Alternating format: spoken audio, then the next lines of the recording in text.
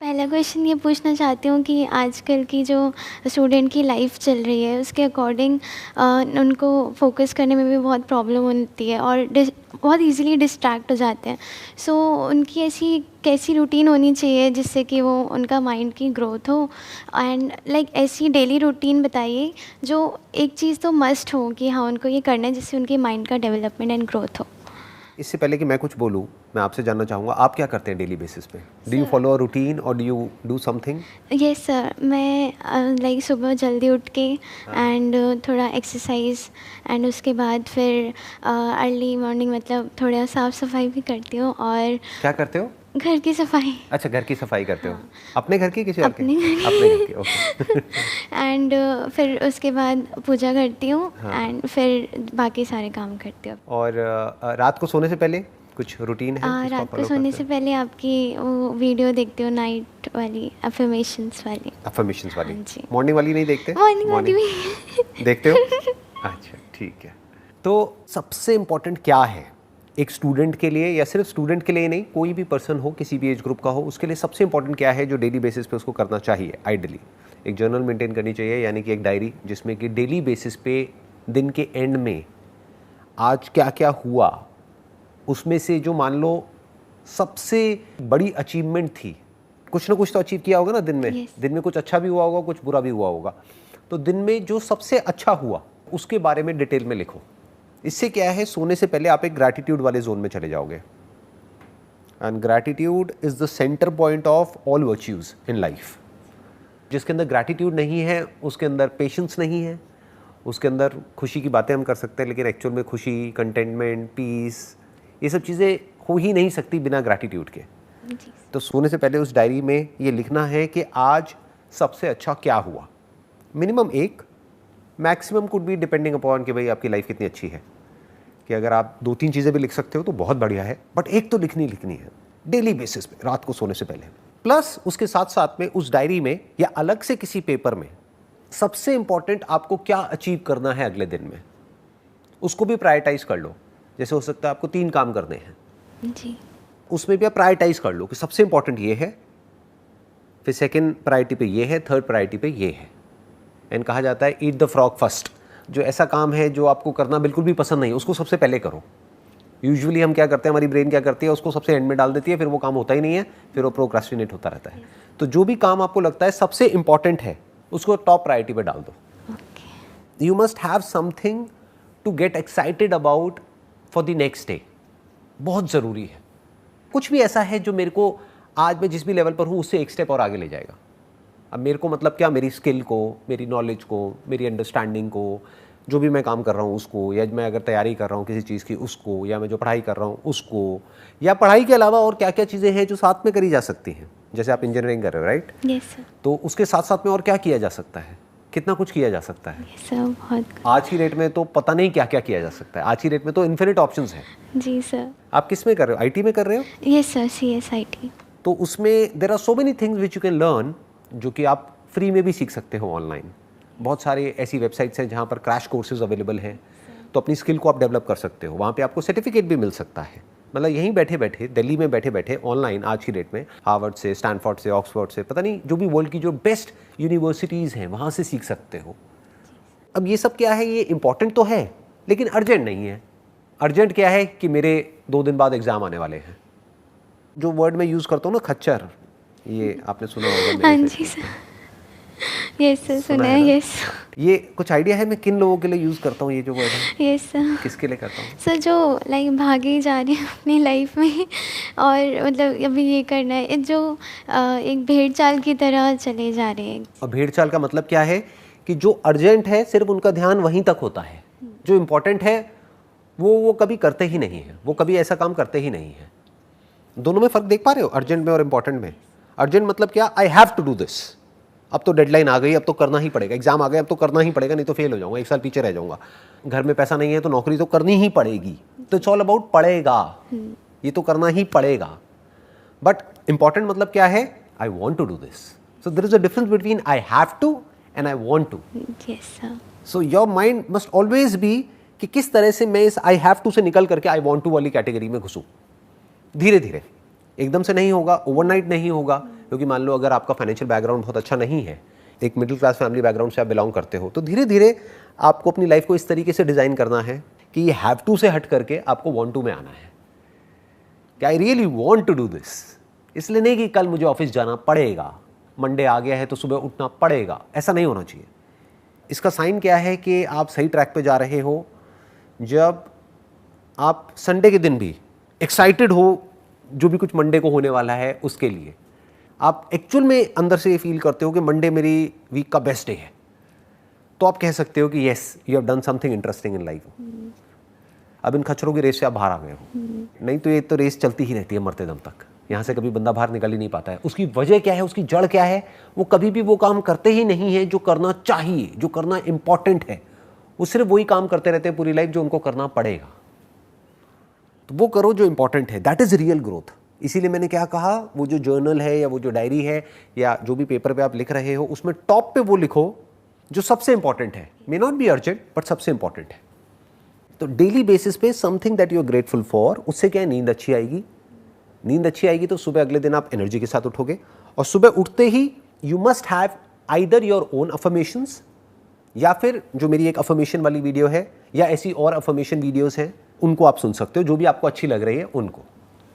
हो सकता है मेरी वीडियो इतनी अच्छी ना लगे, तो जो अच्छी लगे उसको सुन लो। नहीं सर, अच्छी है। अच्छी है बहुत। चलो शुक्र है, किसी को तो पसंद आई। Yes sir. आजकल स्टूडेंट्स मोस्टली ऐसे हैं जो नाइट आउल कह सकते हैं हम उनको, जो रात को लाइक अपना काम करते हैं एंड फिर अर्ली मॉर्निंग वो सो जाते हैं। तो सर क्या आपके अकॉर्डिंग ये रूटीन ठीक है, क्योंकि फिर उनके दिन की शुरुआत तो फिर आफ्टरनून में ही होती है। इसका कोई हार्ड एंड फास्ट रूल नहीं है। जैसे जानवरों में भी दो तरह के होते हैं ना, जी। कुछ हैं जो रात को जागते हैं दिन में सोते हैं, कुछ है जो दिन में जागते हैं रात को सोते हैं। ऐसे ही इंसानों में भी बेसिकली हर एक का बॉडी कंपोजिशन अलग अलग होता है। तो कुछ लोग हैं जो रात को ज़्यादा अच्छे से अपना काम कर सकते हैं, मान लो पढ़ाई करने का काम है तो उनका ध्यान पढ़ाई में ज़्यादा अच्छे से लग जाता है, ज़्यादा आसानी से लग जाता है रात के वक्त। या फिर कोई है जो क्रिएटिव फील्ड से है तो उसको रात को आइडियाज़ आने लग जाते हैं। जैसे मुझे पता नहीं क्या है कि मुझे सुबह 6 बजे का टाइम है मेरा, एक 5-6 बजे का, रोज़ नहीं लेकिन कभी कभी हफ्ते में 1-2 बार ऐसा होता है कि अपने आप ही 5-6 बजे नींद खुल जाती है और कुछ आइडियाज़ आ जाते हैं। तो मेरे लिए जो बेस्ट टाइम है that is around 5 AM to 6 AM। तो हर एक के लिए वो अलग अलग होता है। लेकिन ये मैं बात कर रहा हूँ आज की डेट में। आज से कुछ साल पीछे चला जाऊँ, मे बी 15 साल पीछे, तो मेरे लिए जो बेस्ट टाइम होता था आइडियाज़ जनरेट करने का, that was at night, maybe at 1 AM 2 AM। तो ऐसा कुछ नहीं है कि जैसे लोग बोलते हैं ना कि भाई ऐसा ही होना चाहिए, वो बकवास है। क्योंकि हर एक की बॉडी अलग अलग है और वो भी टाइम के साथ साथ चेंज होती है, एज के साथ साथ चेंज होती है। तो आज की डेट में आपको समझना पड़ेगा कि आपकी जो बॉडी है वो किस टाइम पे एक ऑप्टिमम लेवल पे होती है वो काम करने के लिए जो आप करना चाहते हो। तो किसी को ब्लाइंडली फॉलो नहीं करना है कि कोई है जो आकर के बोलता है कि भाई सुबह 4 बजे उठ जाओ, तो ये नहीं है कि 4 बजे उठ जाओ। हो सकता है उठने के बाद में आपको नींद आ रही है, आलसी हुए पड़े हो और इधर उधर गिर रहे हो, पढ़ रहे हो, व्हाटएवर, क्या फ़ायदा उसका? उठ के करोगे क्या? That must be the question. Yes sir. You need to understand your body and work accordingly. अपने पूरे दिन को उस तरीके से प्लान कर लो। सर नेक्स्ट क्वेश्चन ये है कि लाइक हम आजकल बहुत ज़्यादा जंक फूड का इंटेक करने लगते हैं एंड हमें पता होता है कि हम रिफ़ाइंड फूड खा रहे हैं और सब कुछ कर रहे हैं। इवन फैमिली में भी रिफ़ाइंड शुगर का यूज़ किया जाता है लाइक चाय वगैरह में। सो सर इस चीज़ को और अगर खा लो ना तो फिर उसके बाद रिग्रेट होने लगता है कि हाँ आज ये खा लिया। तो सर क्या वो फीलिंग ठीक है या नहीं? रिग्रेट तो होना ही चाहिए, क्योंकि अगर आपको पता है कि रिफाइंड शुगर नहीं खानी चाहिए, क्योंकि उसको बोलते हैं सिंपल कार्ब्स, वो एकदम से हमारी इंसुलिन को स्पाइक करती है और फिर एकदम से गिरा देती है। तो एनर्जी एकदम से बढ़ती है, एकदम से गिर जाती है। फिर जब गिर जाती है फिर वापस से हमको शुगर चाहिए। तो एक लूप बन जाता है। That is not good for your body, that is not good for your mind. तो अगर आपको ये बात पता है फिर भी आप गलत काम कर रहे हो और आपके अंदर रिग्रेट आ रहा है, तो रिग्रेट अच्छा है ना। बिल्कुल ऐसा है, कोई फॉर एग्जांपल ड्रग्स ले रहा है और उसके अंदर रिग्रेट आ रहा है यार मैंने ड्रग्स क्यों ली, तो वो रिग्रेट आना चाहिए। जिसके अंदर नहीं आएगा वो तो रोज़ शुरू हो जाएगा। ऐसा होता है कि मतलब जैसे अभी मैं बहुत कम इनटेक करती हूँ, जैसे कभी कहीं बाहर जाना हो तब, बट जब कभी कभी भी करो ना तब भी फिर वो रिग्रेट आने लगता है बाहर कि आज खा लिया हो। मैं आपको आइडिया देता हूँ। फॉर एग्जाम्पल आपकी वीकनेस है शुगर, तो अब आप क्या करोगे, इसको जोड़ दो किसी ऐसे काम के साथ जो आपको करना पसंद नहीं है लेकिन इंपॉर्टेंट है। ओके।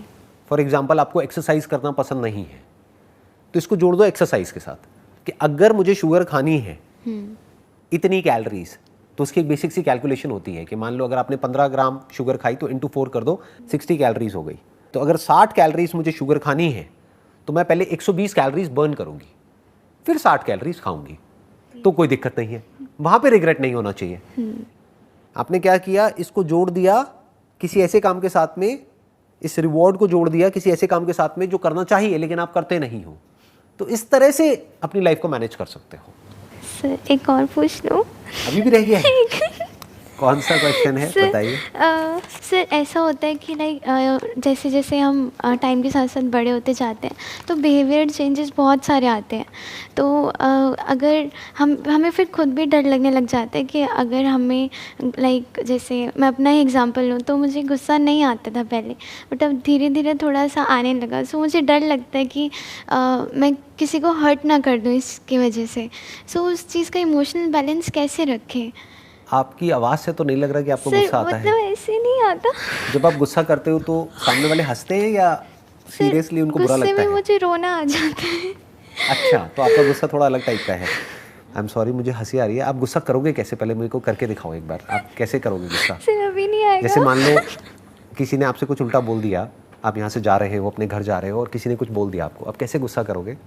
सर अगर मैं उसको नहीं जानती तो मैं इग्नोर कर दूंगी। आप इग्नोर कर दोगे? बट हाँ, अगर अब्यूसिव हो रहा है कोई तो मैं बोलूँगी कि। कैसे बोलोगे? उनको बोलूँगी कि प्लीज़ आप ऐसे मत बोलिए। ये आप गुस्सा कर रहे हो? सर और अगर जैसे अभी मेरी लाइक प्लीज़ आप ऐसे मत बोलिए, ऐसे मत बोलिए, उसके बाद भी अगर वो बोलता है या बोलती है व्हाटएवर, तो सर थोड़ा अगर चिल्लाना हुआ तो चिल्ला दूँगी। कैसे कैसे सर मैं बोल दूँगी कि मैं आपसे आराम से बात करूँ तो आप भी आराम से बात कीजिए। अब थोड़ा थोड़ा गुस्सा मुझे नज़र आ रहा है। अब थोड़ा नज़र आया, ठीक है, तो है इसका मतलब आपके अंदर गुस्सा है। कुछ भी बुरा नहीं होता है लाइफ में, ये समझना ज़रूरी है।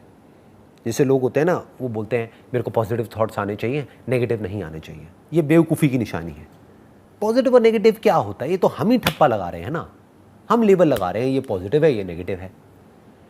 आपके ऊपर है आप उसको क्या मीनिंग दे रहे हैं। क्या है आपका पास्ट, कुछ एक्सपीरियंसेस हैं जो आपके साथ में हुए हैं, वो एक्सपीरियंसेस अपने आप में ना अच्छे होते हैं ना बुरे होते हैं, उसको आप मीनिंग दे देते हैं अपने माइंड में।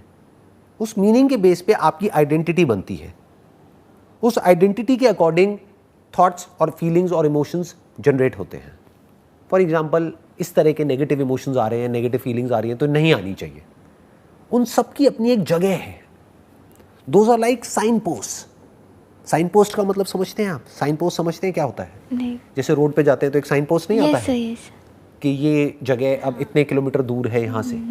For example you are feeling sad, you are feeling depressed, तो वो बुरा नहीं है, that is like a signpost कि आप कहीं कुछ गलत कर रहे हैं, समझ जाओ, नहीं तो वो चीज़ बढ़ने लग जाएगी।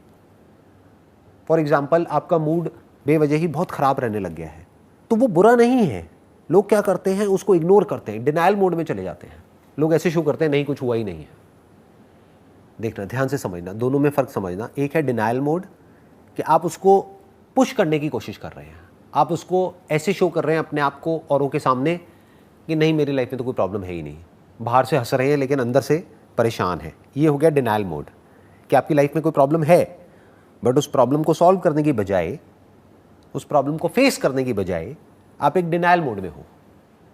आप अपने आप से झूठ बोल रहे हो, आप अपने आप को कह रहे हो नहीं नहीं मेरी लाइफ में कोई प्रॉब्लम नहीं है, जबकि एक्चुअल में है, तो आप उस प्रॉब्लम से भाग रहे हो। दूसरे तरह के लोग कौन होते हैं, जो उस प्रॉब्लम के अंदर ही इंडल्ज हो जाते हैं कि मेरी लाइफ में ये है वो है वो है वो है वो है। दोनों में कोई फर्क नहीं है, दोनों ही जाकर के उस प्रॉब्लम में फंस जाते हैं। मैं क्या कह रहा हूं, ध्यान से समझना। अगर कोई भी उल्टे थॉट्स आ रहे हैं जो रेपिटेटिव है, कभी कभी आया गया कोई फर्क नहीं पड़ता, बट जो रेपिटेटिव है, एक तरह का एक पैटर्न बन रहा है, एक तरह की एक साइकिल बन रही है and you are not feeling good about those thoughts and feelings and emotions, तो इमीडिएटली देखो कि वो किस तरफ इशारा कर रहे हैं. That is basically an outcome of something that you are doing. उसका अपने आप में कोई मतलब नहीं है. फॉर एग्जाम्पल, आप बैठ करके पूरे दिन कोई न्यूज़ चैनल देखते रहो जहाँ पर उल्टी सीधी कोई भी न्यूज़ आ रही है, तो आपको अपने आप ही बुरा फील होने लग जाएगा. तो अब आपको ये नहीं करना कि मेरे को बुरा फील ना हो या मुझे बुरा फील नहीं हो रहा है. आप न्यूज़ चैनल देखे जा रहे हो, आपको बुरा फील हो रहा है, लेकिन पूरी दुनिया के सामने आप कैसे रिएक्ट कर रहे हो कि मैं बहुत खुश हूँ. खुश कैसे हो सकते हो? आपको डर लग रहा है, लेकिन बाहर से आप क्या शो कर रहे हो? नहीं, मुझे डर नहीं लग रहा है. आप एंशियस हो अंदर से, लेकिन बाहर से क्या दिखा रहे हो? नहीं, मेरे को कोई एंजाइटी नहीं है. ये हो गया डिनायल मोड. या फिर क्या है, जो न्यूज़ चैनल वाले आपको डरा रहे हैं चीख चीख करके, आप और डरते चले जा रहे हो और ये कह रहे हो कि मेरे को क्या हो रहा है, मैं इतना डर क्यों रही हूँ, ये वो. उस वक्त करना क्या है? Look at it as a signpost कि मुझे बुरा फील हो रहा है. क्यों हो रहा है? मैं क्या गलत कर रही हूँ? तो इमीडिएटली आपको आंसर मिलेगा, अच्छा ये जो बुरा फील हो रहा है वो इस वजह से हो रहा है क्योंकि मैं कुछ बुरा देख रही हूँ, बुरा सुन रही हूँ, इस वजह से हो रहा है. तो अगर मैं वो बुरा देखना बंद कर दूँ, बुरा सुनना बंद कर दूँ, कुछ अच्छा देखना शुरू कर दूँ, कुछ अच्छा सुनना शुरू कर दूँ, कुछ अच्छा सोचना शुरू कर दूँ, एक डायरी मेंटेन करूँ, उसमें लिखूँ अपने सारे के सारे थॉट्स को. इनफैक्ट ये क्लैरिटी लिख करके ज़्यादा जल्दी आएगी आपको. जब भी कभी कुछ बुरा लग रहा है ना, लिखने लग जाओ, थोड़ी देर में अपने आप ही आपको अंदर से जवाब मिल जाएगा. अच्छा, इस वजह से ऐसा हो रहा है, ये मैंने पास्ट में हुआ था, उसको गलत मीनिंग दे दिया है, उसको मैं ये भी तो मीनिंग दे सकती हूँ. तो मीनिंग चेंज करते ही एकदम से सब कुछ चेंज हो जाता है. थॉट्स, फीलिंग्स, इमोशंस ऐसे ही बदल जाते हैं एक सेकंड में. You got the difference? आपको क्लियर हुआ? Yes sir. सर, अब जैसे मुझे गुस्से में ना रोना आ जाता है, तो सब मुझे ऐसा कहते हैं कि ये वीकनेस है, तुम मतलब वीक क्यों हो रहे हो. तो रोना क्या वीकनेस में आ जाता है? नहीं, रोना तो बहुत अच्छा होता है, क्योंकि जिसको रोना आता है वो बड़ी जल्दी हल्का हो जाता है या हो जाती है. एग्जैक्टली. तो वो तो बहुत अच्छा है. हाँ, पूरे दिन आप रोते रहो तो बात अलग है. कभी कभी रोते होगे आई थिंक. Sir yes. मतलब जैसे एवरेज क्या है हफ्ते में? नहीं 15-20 बार महीने में महीने में कभी कभी, जैसे अगर कुछ थिंग्स वर्कआउट नहीं कर रही होती महीने में तो. एक आध बार. हाँ. तो ठीक है, चलता है ना. आप अगर गुस्से में रो देते हो तो वो अच्छा है, क्योंकि रोना मतलब क्या, जो भी आपकी फीलिंग्स है, आपके इमोशंस है, वो रो करके बाहर निकल रहे हैं ना, बजाय कि किसी को मारने पीटने के. Yes sir. कुछ लोग हैं वो गुस्से में चीज़ें उठा करके फेंकने लग जाते हैं, मारते हैं, पीटते हैं, चीखते हैं, चिल्लाते हैं. उससे फार बेटर है रोना. रोना बुरा नहीं है, बहुत अच्छा है, बहुत हेल्दी है. देयर इज़ अ रीज़न जिसकी वजह से बच्चे बहुत रोते हैं. तो ये नेचर की इंटेलिजेंस है जो हम सबके अंदर फीडेड है, ताकि हम किसी भी चीज़ को होल्ड करके ना रखें. कोई इमोशन है, फीलिंग है, वो आया फटाफट से निकल गया. ये तो बहुत अच्छी क्वालिटी है. इसके ऊपर तो मैं किसी अलग दिन एक पूरा का पूरा सेशन आपके साथ में करूँगा, एक पॉडकास्ट करूँगा, ये समझने के लिए कि इसके पीछे की साइंस क्या है, कि जब भी गुस्सा आए रोने कैसे लग जाओ. तो ये तो बहुत बड़ी साइंस है.